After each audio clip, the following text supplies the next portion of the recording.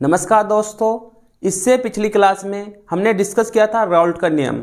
इस क्लास में डिस्कस करेंगे आदर्श और अनादर्श विलयन। तो चलो वीडियो शुरू करते हैं।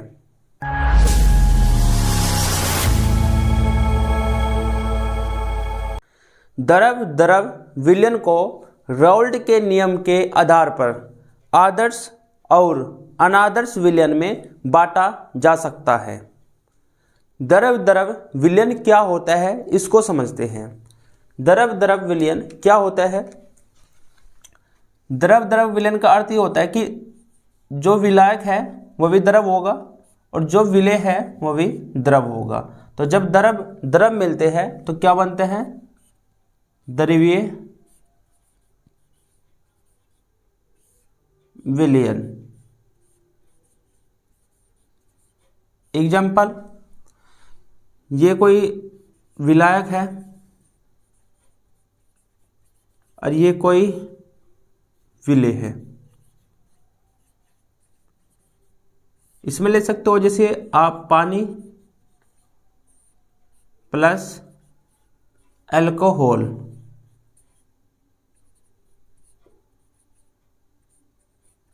यदि पानी में अल्कोहल मिलाए तो क्या बनेगा? द्रवीय विलयन बनेगा। इसका अर्थ ये हुआ कि द्रव में मिलेगा।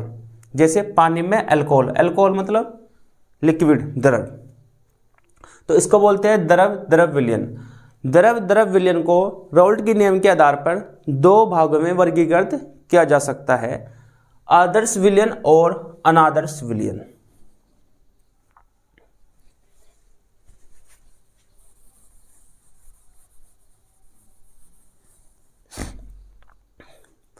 आदर्श विलयन क्या होता है? वे विलयन जो सभी सांद्रताओं पर राउल्ट के नियम का पालन करते हैं आदर्श विलयन कहलाते हैं। तो वे विलयन जो सभी सांद्रता पर राउल्ट के नियम का पालन करते हैं वे आदर्श विलयन कहलाते हैं। जैसे P1 बराबर P01 बराबर इंटू x1, P2 बराबर P02 इंटू x2, Pt बराबर P1 प्लस P2। तो ये क्या है? ये राउल्ट का नियम है और ये राउल्ट के नियम का क्या करता है? पालन करता है। तो आदर्श विलयन राउल्ट के नियम का पालन करते हैं। उसके बाद बिंदु 2, शुद्ध अवयवों को मिश्रित करके मिश्रण बनाने के लिए हुआ एंथैल्पी परिवर्तन शून्य होता है। यदि हम दो शुद्ध अवयवों को आपस में मिश्रित करें और जो मिश्रण बनेगा उसका जो एंथैल्पी मतलब उष्मा परिवर्तन होगा वो शून्य होगा। जब दो द्रव को आपस में मिलाएंगे आदर्श विलयन में तो ना तो वो ऊर्जा का उत्सर्जन करेगा ना वो ऊर्जा का अवशोषण करेगा, ना तो ऊर्जा बाहर निकलेगी ना ऊर्जा उसमें ली जाएगी। तो एंथैल्पी परिवर्तन क्या होता है? शून्य होता है। तो डेल्टा H बराबर 0 किसके अंदर? आदर्श विलयन के अंदर। नंबर 2, मिश्रण बनाने के लिए अवयवों को मिश्रित करने पर आयतन परिवर्तन शून्य होता है। हमने दो अवयव लिए, आपस में मिलाए और उसके बाद चेक करा कि आयतन में क्या परिवर्तन हुआ, तो हमें पाया कि आयतन में परिवर्तन शून्य हुआ। तो डेल्टा V बराबर 0। अब आपको इसमें मोटी मोटी बात क्या याद रखनी है कि आदर्श विलयन वे विलयन होते हैं जो राउल्ट का नियम पालन करते हैं। राउल्ट का नियम होता है हमारा P1 बराबर P01 x1 और उस विलयन का टोटल वाशदाब होता है Pt बराबर P1 प्लस P2। तो ये होता है राउल्ट का नियम। तो ये राउल्ट के नियम का क्या करता है? पूर्ण रूप से पालन करता है।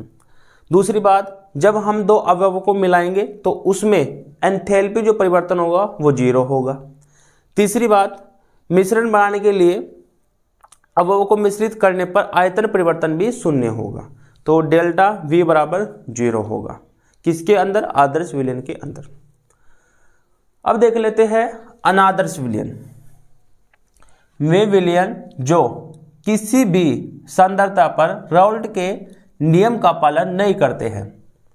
तो वे विलयन जो किसी भी सांद्रता पर राउल्ट के नियम का पालन नहीं करते हैं। ये राउल्ट के नियम है, ये राउल्ट के नियम से वाजदाब निकल रहा है, ये भी राउल्ट के नियम से वाजदाब निकल रहा है, ये भी राउल्ट के नियम से वाजदाब निकल रहा है, तो ये पालन नहीं होगा, इसका पालन भी नहीं होगा। अब समझो, P1 की दो कंडीशन हो सकती है, या तो P1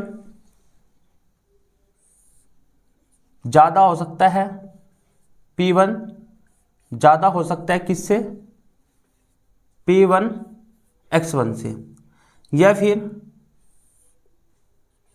कम हो सकता है P1 नोट X1 से। इसमें भी दो कंडीशन बन सकती हैं, या तो ये P2 ज़्यादा हो सकता है P नोट 2 से X1 से, या फिर ये कम हो सकता है, P2 कम हो सकता है P नोट 2 X2 से।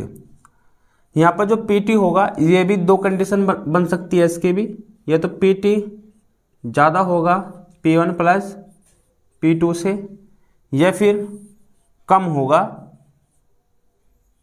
PT P1 प्लस P2 से।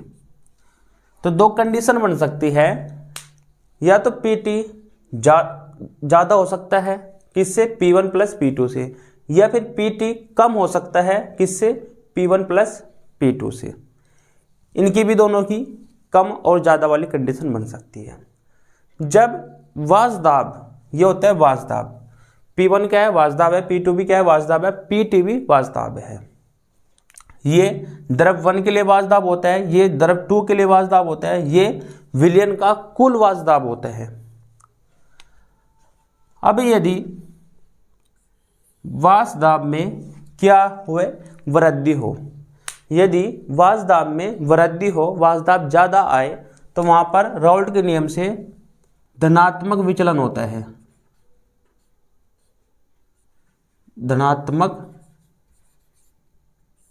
विचलन। तो क्या होता है, वहाँ पर धनात्मक विचलन होता है राउल्ट के नियम से, यदि वाजदाब क्या हो जाए, ज़्यादा हो जाए। लेकिन यदि वाजदाब कम हो जाए तो वहाँ पर होता है ऋणात्मक विचलन, ऋणात्मक विचलन।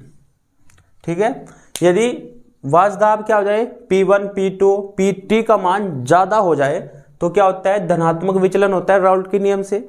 यदि P1 P2 PT का मान कम हो जाए तो क्या होता है, ऋणात्मक विचलन होता है। तो राउल्ट के नियम से अनादर्श विलयन से धनात्मक विचलन और ऋणात्मक विचलन होता है। धनात्मक विचलन कब होगा, जब वाजदाब ज़्यादा हो जाएगा, मतलब P1 P2 PT का मान ज़्यादा हो जाएगा। ऋणात्मक विचलन कब होगा, जब P1 P2 PT का मान कम हो जाएगा। अब देख लेते हैं, शुद्ध अवयवों को मिश्रित करके मिश्रण बनाने के लिए हुआ एंथैल्पी परिवर्तन शून्य नहीं होता है। इसमें जो एंथैल्पी परिवर्तन होता है वो शून्य नहीं होता है, लेकिन इस साइड शून्य होता है। तो अनादर्श विलयन में एंथैल्पी परिवर्तन शून्य नहीं होता है, ये बात आपको याद रखनी है।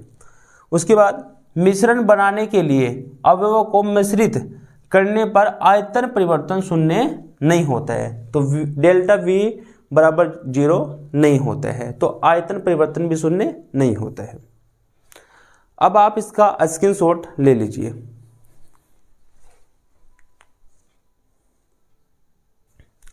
यदि आपकी आदर्श और अनादर्श विलयन अच्छी तरीके से समझ में आया है तो प्लीज़ इस वीडियो को लाइक कर दीजिए, और ऐसी और मस्त कॉन्सेप्ट या मस्त तरीके से पढ़ने के लिए हमारे चैनल को सब्सक्राइब